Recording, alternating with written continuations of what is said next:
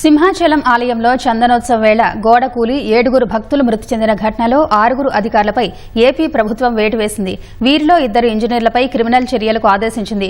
గోడ నిర్మించాలని ఆదేశించిన ఆలయ ఈవోను సస్పెండ్ చేసింది.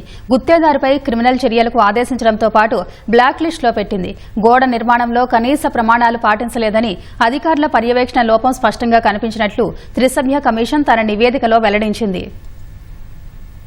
గత నెల 30న చందనోత్సవ వేళ సింహాచలం ఆలయంలో గోడ కూలి 7 మృతి చెందిన ఘటనపై పురపాలక శాఖ ముఖ్య కార్యదర్శి సురేష్ కుమార్, ఐజీ ఆకే రవికృష్ణ, జలవనరుల శాఖ ఈఎన్సీ వెంకటేశ్వరరావులతో కూడిన త్రిసభ్య కమిటీ విచారణ జరిపి ప్రాథమిక నివేదికను ప్రభుత్వానికి సోమవారం సమర్పించింది.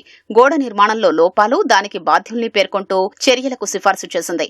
గోడ నిర్మాణానికి ఎలాంటి ప్లాన్, డిజైన్ లేకపోవడం మొదలు నాణ్యత పాటించకపోవడం, ఇంజనీర్లు, అధికారుల పర్యవేక్షణ లేకపోవడమే ప్రమాదానికి కారణమని కమిటీ స్పష్టం చేసింది. ఏప్రిల్ 21న నిర్మించిన గోడకు వీపింగ్ హోల్స్ లేకపోవడం ప్రమాదానికి ప్రధాన కారణంగా నివేదికలో పేర్కొంది. కనీసం పునాది లేకుండా, కాంక్రీట్ వేయకుండా గోడను నిర్మించినట్లు కమిషన్ స్పష్టం చేసింది. ఫ్లై యాష్ వినియోగించి 20 మీటర్ల గోడ నిర్మించినట్లు నివేదికలో వెల్లడించింది.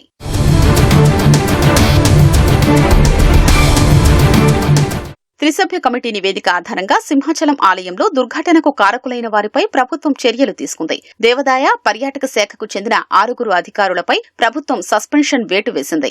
Simhachalam EE Srinivasaraju, APTDC EE Ramana, Simhachalam దేవస్థానం డిప్యూటీ ఈఈ కేఎస్ఎం మూర్తి, ఏపీటీడీసీ డిప్యూటీ ఈఈ ఏబీవీఎల్ఆర్ స్వామి, ఏపీటీడీసీ ఏఈ మదన్ మోహన్, సింహాచలం దేవస్థానం జేఈ కె బాబ్జీలను ప్రభుత్వం సస్పెండ్ చేసింది. కాంట్రాక్టర్ లక్ష్మీనారాయణను బ్లాక్ లిస్టులో పెట్టింది. ప్రభుత్వానికి సమర్పించిన నివేదికలో త్రిసభ్య కమిషన్ కీలక విషయాల్ని వెలుగులోకి తెచ్చింది. గోడ నిర్మాణానికి డిజైన్ లేదు, డ్రాయింగ్ ప్లాను రూపొందించలేదని పేర్కొంది. గోడ అధిక బరువును తట్టుకునేలా లేదని తెలిపింది. పునాది లేకుండా నేరుగా నేలపైనే గోడ నిర్మించారని, నాణ్యత లేని ఫాల్ జీ ఇటుకలు వాడారని కమిషన్ నివేదికలో పేర్కొంది. నిర్మాణానికి వాడిన సిమెంటులోనూ నాణ్యత లేదని తెలిపింది. గోడను సరిగ్గా క్యూరింగ్ చేయలేదని వెల్లడించింది. సమీపంలో తవ్విన మట్టి శిథిలాల్ని గోడ వెనుక పోయడంతో దానిపై ఒత్తిడి పడిందని వివరించింది. సహజంగా వచ్చే వర్షపు నీటి ప్రవాహానికి గోడ అడ్డంగా నిలిచిందని కమిషన్ తెలిపింది. నీరు పోయేందుకు డ్రైనేజీ, గోడపై ఒత్తిడి తగ్గించి నీరు బయటకు వెళ్లేలా వీప్ హోల్స్ ఏర్పాటు చేయలేదని పేర్కొంది. అసలే బలంగా లేని గోడకు ఉత్సవం కోసం వేసిన తాత్కాలిక షెడ్లో సపోర్టు బీమ్లను దన్నుగా పెట్టారని తెలిపింది. దీనికి తోడు భారీ గాలి, వర్షంతో గోడపై ఒత్తిడి మరింత పెరిగిందని కమిషన్ నివేదికలో పేర్కొంది.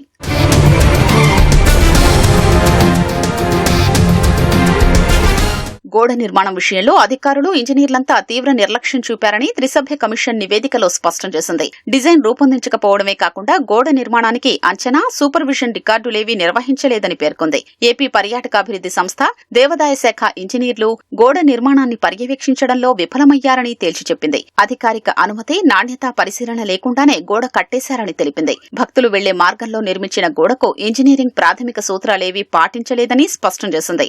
ఆలయ ఈవో, ఈఈ తమ విధుల్లో విఫలమయ్యారని, నెపమంతా పర్యాటక శాఖపై నెట్టేశారని వివరించింది. గోడ వివరాలు, కొలమానాలేవీ రిజిస్టర్లో నమోదు చెయ్యలేదని పర్యాటక సంస్థ ఇంజనీర్లు అంగీకరించారని కమిషన్ పేర్కొంది. ఎం బుక్ వంటి రికార్డులు కూడా నిర్వహించలేదని స్పష్టం చేసింది.